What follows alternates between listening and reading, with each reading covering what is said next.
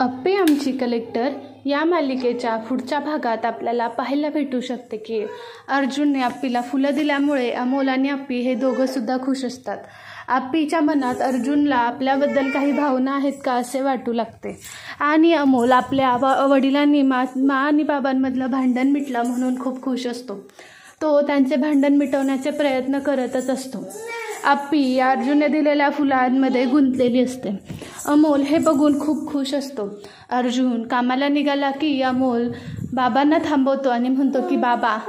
त्यावर अर्जुन म्हणतो की बोल ना बाळा, काय झालं? अमोल म्हणतो, बाबा तुम्ही आज मला फुलं दिली ना, मला खूप छान वाटलं, खूप भारी वाटलं, तुम्ही अशीच मला फुलं देत जावा. अर्जुन म्हणतो की अरे बाळा, तुझ्या मला ती फुलं आवडतात म्हणून आणलेलं, बाकी काही नाही. त्यावर अमोल म्हणतो की बाबा मी बघितलं तुम्ही फुलासोबत मला एक चिठ्ठीसुद्धा दिली होती. अर्जुन म्हणतो की हो बाळा, पण हे कोणाला सांगायचं नाही आहे. अमोल म्हणतो की बाबा मला प्रॉमिस करा की तुम्ही मला अशीच फुलं देत राहाल. अर्जुन म्हणतो की ठीक आहे बाळा, आणि तिथून जायला निघतो. अमोल म्हणतो की आता तर माझ्या माचं आणि बाबाचं भांडण मिटताना कोणीच अडवू शकत नाही. हे बोलणं रुपाली ऐकते. रुपाली आर्याला फोन करते आणि म्हणते की आर्या मला तुझ्याशी महत्त्वाचं बोलायचं आहे. आर्या म्हणते की बोला की जाऊ बाई. ते अप्पी अर्जुन परत जवळ आले का, एकत्र आले का? रुपाली म्हणते की नाही ग, पण त्यांच्या वागण्यावरून ते लवकरच जवळ येतील असं वाटतंय. आपल्याला लवकर काहीतरी केलं पाहिजे. आर्या म्हणते की काय करायचं पण जाऊ बाई आपण? रुपाली बोलते की आत्ता इथे फोनवर बोलता येणार नाही, असं करू आपण भेटून बोलू. तुला कधी वेळ आहे ते सांग. आर्या बोलते की जाऊ बाई मला आत्ता वेळ आहे, मी येते एका ठिकाणी. म्हणून रुपाली आणि मोना आर्याला भेटायला जातात. इकडे रुपाली अर्जुनला वेगळं कसं करायचं हा प्लॅन बनवत असते. अप्पी आपल्या कलेक्टर ऑफिसमध्ये फुलं घेऊन जाते आणि ती फुलं टेबलावर ठेवते.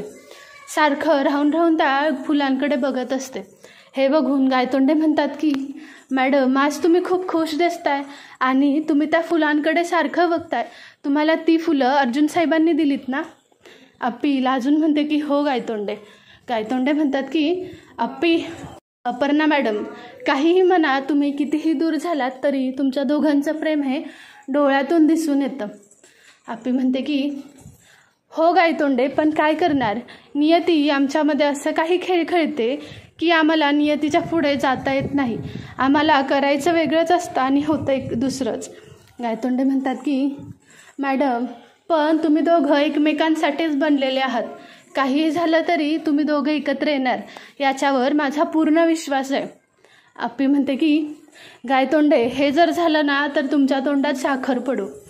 गायतोंडे म्हणतात की बरं मॅडम, आपल्याला नवीन नियम बनवायचे होते, यातले हे बघा मी काही पॉईंट तुम्हाला सुचवले आहेत.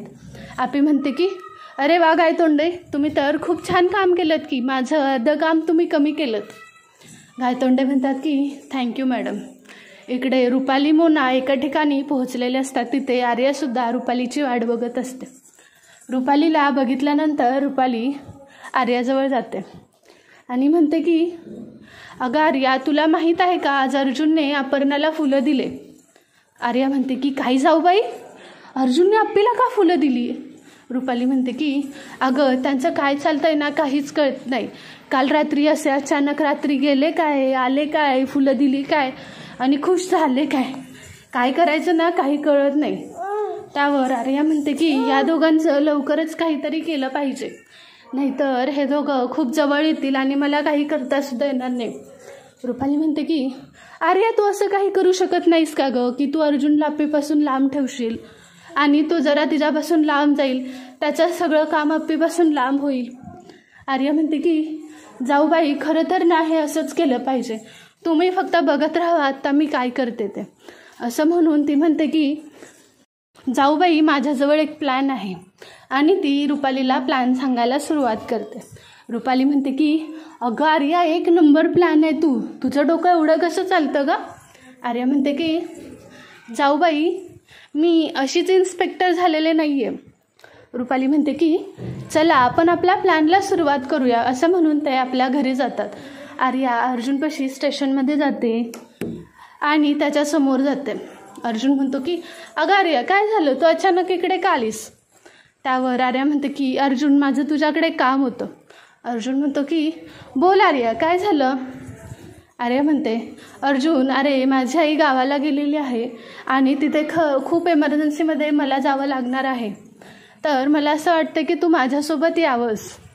अर्जुन म्हणतो की अगं आर्या पण मला तुझ्यासोबत यायला जमणार नाही, इथे खूप काम आहेत. आर्या म्हणते की बरं ठीक आहे, तुला यायचं नसेल तर नको येऊस, पण तिथे खरंच मला तुझी खूप गरज लागणार होती, मला वाटलं तू येशील, पण ठीक आहे तुला यायचं नसेल तर काही हरकत नाही, मी एकटी जाते. अर्जुन म्हणतो की आर्या मला खरंच यायला आवडलं असतं, पण अगं तू बघतेस ना चौकीतलं कामं आणि काल काय राडा झाला, ती मुलं सापडली म्हणून बरं, सापडली नसती तर आपण काय केलं असतं, आणि आप्पीसोबत आपण होतो म्हणून वेळ निभावली.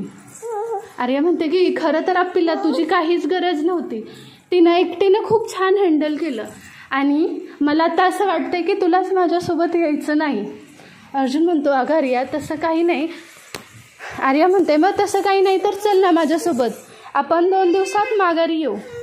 अर्जुन म्हणतो की बरं ठीक आहे, मला एकदा घरी जाऊन अमोलशी बोलू दे. आर्या बोलते की अमोल नाही म्हणला तर तू येणार नाहीस का? अर्जुन म्हणतो अगं आर्या तसं नाही, पण त्याला सांगितलं पाहिजे, त्याच्या माझ्याकडून खूप अपेक्षा आहेत आणि त्या मला पूर्ण केल्या पाहिजेत. आर्या बोलते की बरं ठीक आहे, तू कधीपर्यंत निघशील तिथून तसं मला सांग. अर्जुन बोलतो की आर्या आम्ही थोड्याच वेळात निघतो. आर्या बोलते की बरं ठीक आहे अर्जुन, मी तुझी वाट बघते, तू माझ्याच घरी ये. अर्जुन बोलतो की बरं ठीक आहे, मी माझं उरकतो आणि तुझ्याकडे यायला निघतो, तू काळजी करू नकोस. असं म्हणून अर्जुन तिथून निघालेलाच असतो की चिंचुके येतो. चिंचुके म्हणतो की अहो साहेब एवढ्या गडबडीत कुठे निघालात? अर्जुन बोलतो अरे काही नाही, आर्याला माझी गरज आहे, तिच्या आईच्या गावी जमिनीमध्ये काहीतरी वाद झालेत आणि त्यामुळे आर्याला अचानकपणे जावं लागतंय आणि तिला असं वाटतंय की माझी तिथे मदत होईल म्हणून मी सुद्धा तिच्यासोबत चाललो आहे. चिंचुके म्हणतो की बरं झालं साहेब तुम्ही जाताय, कमीत कमी तुम्हाला दोघांना एकटा वेळ तरी भेटेल, नाहीतर त्या अपर्णा मॅडमांमुळे तुम्हाला त्यांच्याशी धड बोलतासुद्धा येत नाही.